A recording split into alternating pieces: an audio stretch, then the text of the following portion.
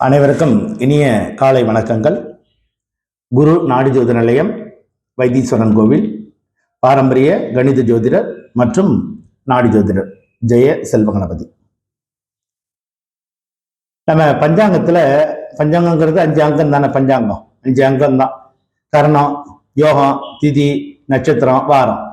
கர்ணங்கிறது சூரியனுடைய சுற்ற நம்ம குறிக்கக்கூடியது சொல்றோம். சூரியன் சுற்றி வரக்கூடியது, அதுதான் கர்ணம். யோகங்கிறது அதே மாதிரி அளவீடு தான், சூரியனுக்கு சந்திரனுக்குள்ள அளவீடு. அதே மாதிரி திதி. இந்த மூன்றும் இது முக்கியமானது. இதுல பாத்தீங்கன்னா திதிங்கிறது அளவிட முடியாத ஆற்றல் உள்ளது. திதி என்பது, அந்த திதி என்பது அளவிட முடியாத ஆற்றல் என்பதனால்தான் நாம முன்னோர்களுக்கெல்லாம் என்ன பண்றோம்னா நட்சத்திரத்துல கொடுக்கறது இல்லை, திதியில தான் கொடுக்குறோம். அவங்களுக்கு முன்னோர்களுக்கு திதி கொடுக்குறோம். முன்னோர்கள் திதின்னு கொடுக்குறோம்ல, அதுதான்.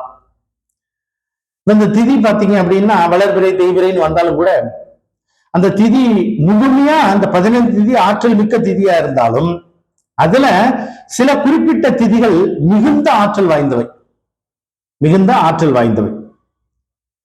அந்த திதியில பாத்தீங்கன்னா ஒரு குறிப்பிட்ட சில திதிகள்ல பல்வேறு நன்மைகள், பல்வேறு பலன்களை நம்மால் பெற முடியும்.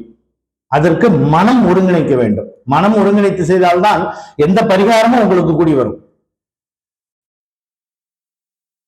பலரிடம் நான் பார்த்துட்டேன், எனக்கு எதுவுமே நடக்கல அப்படின்னா அதுக்கு காரணம் என்னன்னா நம்மளுடைய மனநிலையை ஒழுங்குபடுத்தி கொண்டு போய் பரிகாரம் செய்தால்தான் நமக்கு பலனே நடக்கும். பரிகாரம் என்பது குறைபாடுகளை நிவர்த்தி செய்யறது பரிகாரம்.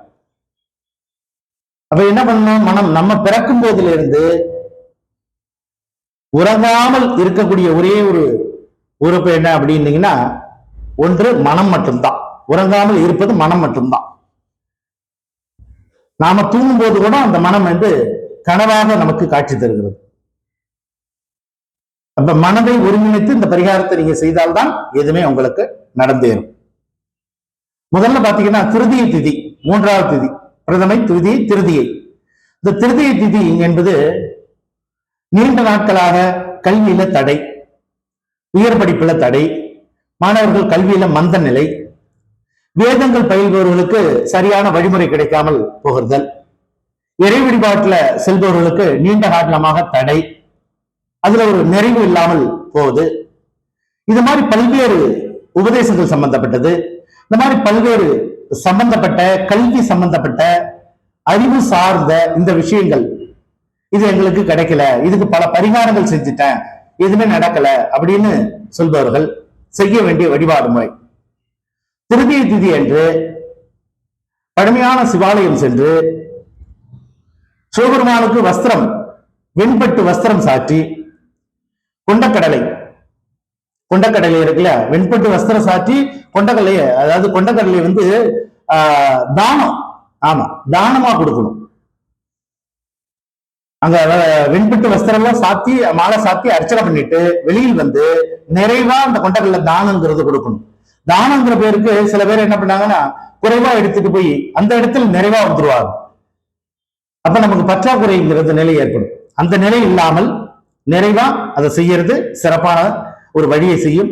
இந்த பரிகாரம் 3 முறை அல்லது 5 முறை தொடர்ச்சியாக செய்து வாருங்கள். நிச்சயமாக கல்வியிலும் உபதேசத்திலும் இறை வழிபாடிலும் இதில் முயற்சி பெறுவர்களுக்கு நல்ல மாற்றம் என்பதை நிச்சயம் தரும். நன்றி, வணக்கம்.